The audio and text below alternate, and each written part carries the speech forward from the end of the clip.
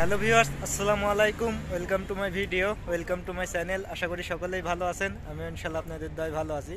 তো ভিউয়ার্স, আজকে আমি আপনাদের মাঝে তুর্কির ভিসা নিয়ে কিছু তথ্য আপনাদেরকে জানাবো।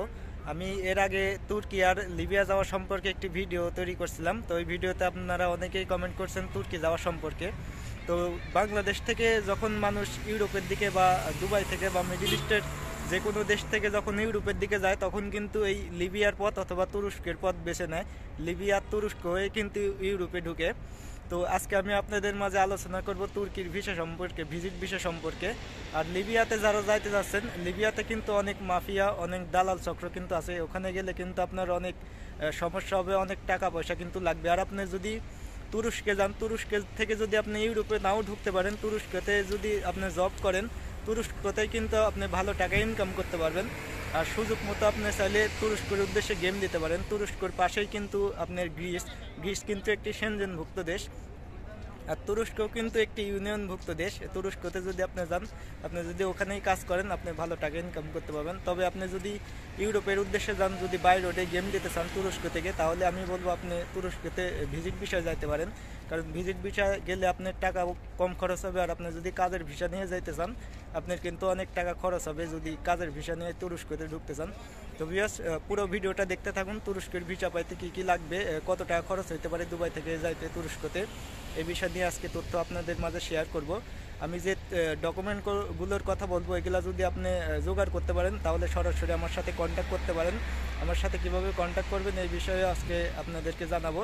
সরাসরি কন্ট্যাক্ট করে আমার মাধ্যমে আপনার ভিসা পাইতে পারেন। তো চলুন ভিউয়ার্স, আমরা মূল আলোচনাটা শুরু করি।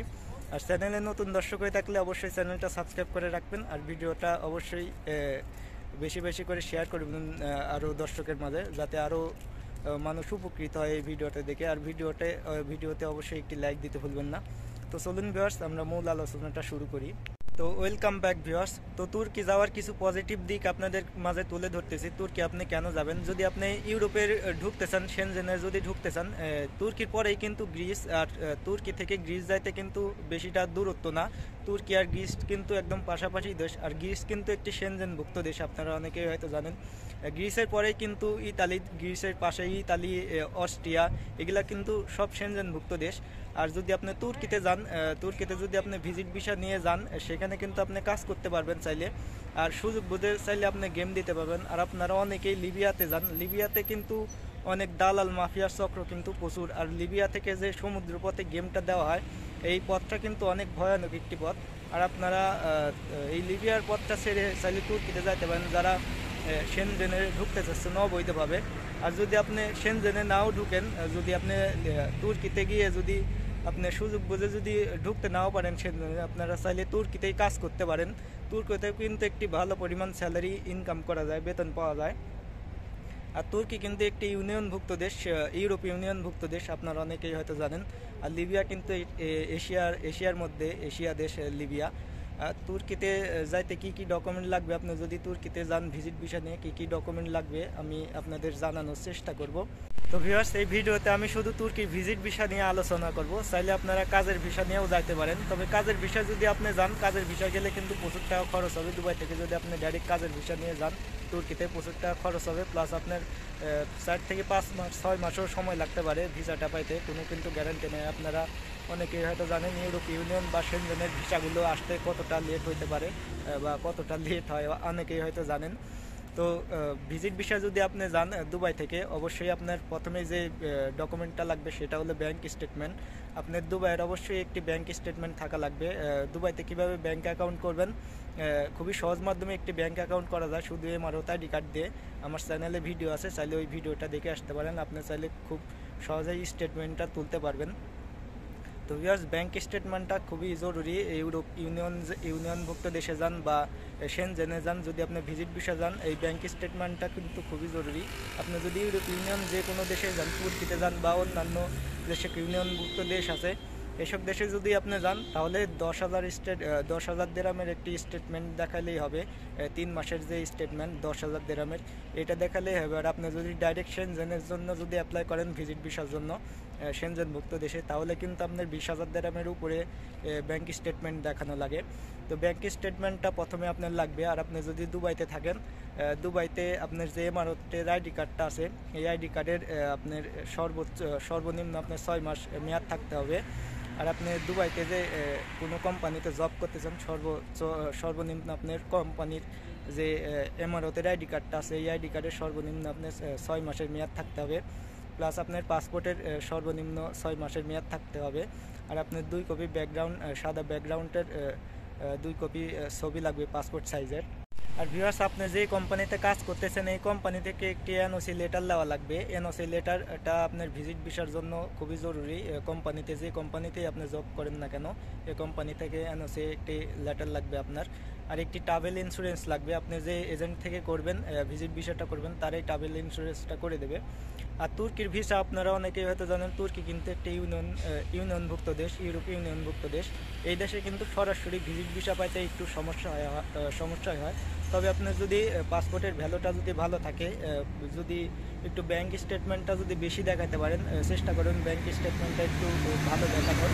যদি 15,000 দিরহাম বা 20,000 দিরহামের আশেপাশে যদি ব্যাংক স্টেটমেন্টটা দেখাতে পারেন তাহলে কিন্তু ভিসাটা পাওয়ার পসিবিলিটিটা বেশি থাকবে। কারণ ইউরোপ ইউনিয়ন একটা দেশ, আপনারা অনেকেই হয়তো জানেন। আর যদি আপনারা এশিয়ার কোনো দেশে অ্যাপ্লাই করেন, এশিয়াতে যদি যাইতে চান, মিডল ইস্টে যেসব দেশগুলো আছে মালয়েশিয়া, সিঙ্গাপুর, কাতার, কুয়েত, এসব দেশে যদি আপনি ভিজিট ভিসায় যাইতে চান তাহলে কিন্তু ব্যাংক স্টেটমেন্টের অত জরুরি না। আপনার পাসপোর্টটা যদি থাকে তাহলেই হবে। আর যে আপনি কোম্পানিতে জব করতেছেন এমারতের আইডি কার্ড, এই আইডি কার্ডটা থাকলেই হবে।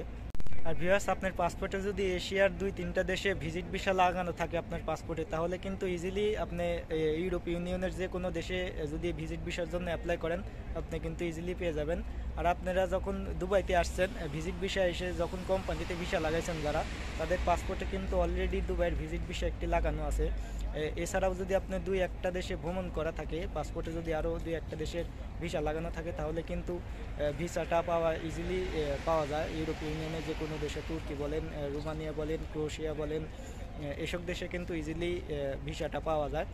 তবে আপনার যদি কোনো দেশে ভ্রমণ করা না থাকে, আপনার যদি ব্যাংক স্টেটমেন্টটা যদি ভালো থাকে, ভালো যদি দেখাতে পারেন ব্যাংক স্টেটমেন্টটা, তাহলে কিন্তু আপনি ভিসাটা ইজিলি পেয়ে যাবেন। আর এই তুরস্কের ভিসা বা ভিজিট ভিসা যেগুলো, ইউরোপ ইউনিয়নের যেগুলো ভিজিট ভিসা, এই ভিসাগুলো আপনার 10 থেকে 15 দিনের মধ্যে চলে এসে যায়। যদি সমস্ত ডকুমেন্ট যদি আপনি সাবমিট করতে পারেন তাহলে 10 থেকে 15 দিনের মধ্যেই চলে আসে। আর এই ভিজিট ভিসার খরচটা আপনার 1000 দিরহামের মধ্যে কিন্তু হয়ে যায়। 1000 দিরহামের মধ্যে আপনি ভিজিট ভিসার যেই ইয়াগুলা, শুধু ভিজিট ভিসার যে প্রাইসটা শুধু 1000 দিরহাম লাগবে। তাছাড়া আপনার বিমান টিকিট এগুলা কিন্তু এক্সট্রা খরচ। আপনি 1-1.5 লাখ টাকার মধ্যে আপনি চাইলে ভিজিট ভিসায় যাইতে পারেন তুর্কিতে। যদি এইসব ডকুমেন্ট আপনার সমস্ত ডকুমেন্ট যদি জোগাড় করতে পারেন আমার সাথে কন্ট্যাক্ট করতে পারেন। ভিডিও ডিসক্রিপশন বক্সে আমার ফেসবুক পেজের লিঙ্ক দেওয়া থাকবে, চাইলে আমার সাথে সরাসরি কন্ট্যাক্ট করতে পারেন ডকুমেন্টগুলো নিয়ে। তো ভিউয়ার্স, ভিডিওটা কেমন লাগলো আপনাদের অবশ্যই কমেন্ট বক্সে কমেন্ট করবেন। যদি কোনো বিষয়ে জানানো বাদ পড়ে যায় অবশ্যই কমেন্ট বক্সে কমেন্ট করতে পারেন। আর চ্যানেলটা অবশ্যই সাবস্ক্রাইব করে রাখবেন আরও পরবর্তীতে ইনফরমেশনমূলক ভিডিও পাওয়ার জন্য। তো ভিউয়ার্স, আজকে এই পর্যন্ত। সবাই ভালো থাকবেন, সুস্থ থাকবেন। আল্লাহ হাফেজ।